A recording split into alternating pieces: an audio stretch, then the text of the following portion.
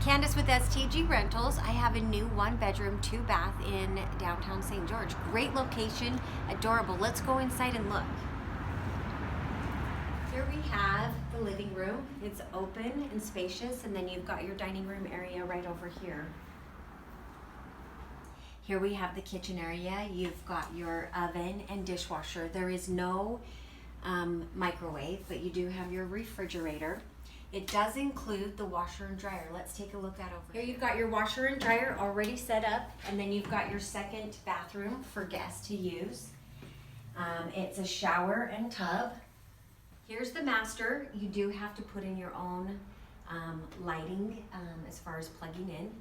And then you've got your full bathroom here. It is a shower enclosure in your closet.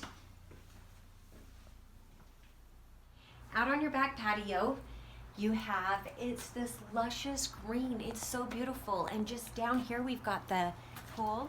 Let's go take a look at the pool. Here you've got your pool area. And if you want more information on this home or any of our other homes, go to stgrentals.com. Thanks.